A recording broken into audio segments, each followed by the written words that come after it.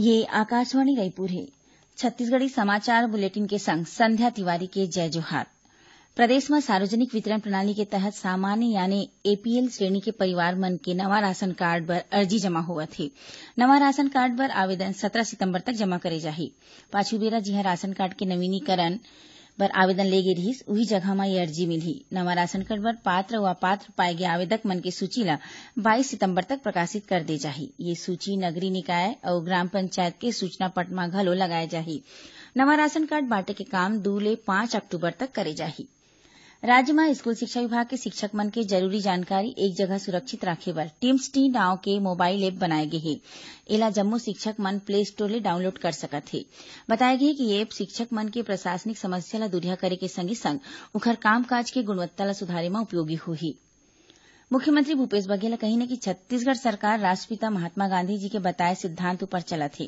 ओमन कहिने कि गांधी जी ह देश हित ला सबले ऊपर राखे हे। ओमन देश ला भावनात्मक रूप ले जोड़े के काम करीन हे। श्री बघेल कहिने कि गांधी जी के विचार ले समाज में बदलाव लाने की जिम्मेदारी युवा मन ऊपर आए। ओमन युवा मन ले गांधी जी के सिद्धांत ला अपना के राष्ट्र निर्माण में अपन भूमिका निभाए के आग्रह करीन।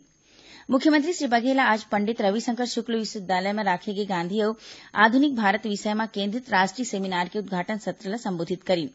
मुख्यमंत्री कहिने कि गांधी जी के विचार और आदर्श काली घलो प्रासंगिक रही से आज घलो है और अवैया बेरा में घलो प्रासंगिक रही।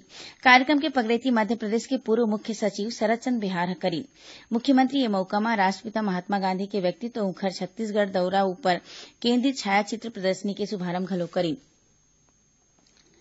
छत्तीसगढ़ भू संपदा विनियामक प्राधिकरण रेरा अधिनियम के पालन बिल्डर मन डाहर ले नई करे मा उखर खाता ले जमा निकासी रोक दे जाही। रेरा के अध्यक्ष विवेक ढांडा आज ये संबंध में रायपुर में बैंकिंग और वित्तीय संस्था के पदाधिकारी मन के बैठका लीन।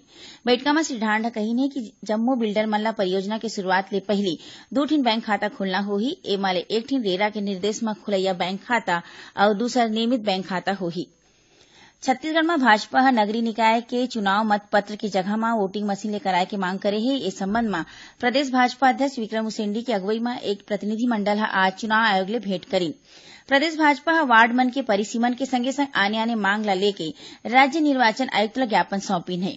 प्रतिनिधि मंडल है भाजपा नगरीय निकाय चुनाव के प्रदेश प्रभारी अमर अग्रवाल, नेता प्रतिपक्ष धरमलाल कौशिक, सांसद सुनील सोनी, पूर्व मंत्री बृजमोहन अग्रवाल समेत कई झिन नेता मन शामिल रहिन। उन्हें राज्य निर्वाचन आयुक्त ठाकुर राम सिंह भाजपा प्रतिनिधि मंडल के मांग ऊपर कहिने कि जम्मो बिंदु में जल्दी विचार करे जाही।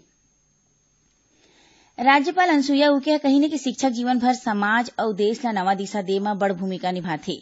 बेमेतरा में शिक्षक सम्मान समारोह ला संबोधित करत राज्यपाल कहिने कि शिक्षक अपन व्यवहार और अनुशासन ले विद्यार्थी मन ला नवा ऊंचाई तक पहुंचाथे। ये मौका में राज्यपाल 34 रिटायर शिक्षक मन ला और 20 झिन मेधावी विद्यार्थी मन ला सम्मानित करीन। कार्यक्रम में गृह मंत्री ताम्रध्वज साहू घलो मौजूद रहिन। बीजापुर जिला में आज 2 झिन माई लोगिन माओवादी समेत 6 झिन माओवादी मन आत्मसमर्पण कर दे हे। ये माओवादी मन ऊपर करीबन 19 लाख रुपया के इनाम घोषित रहिस हे।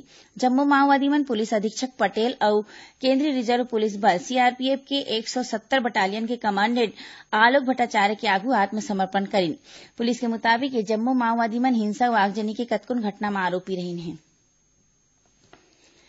जगदलपुर में चलत विश्व प्रसिद्ध दशहरा में आज डेरी गड़ाई के रस्म अदा करेगे हे।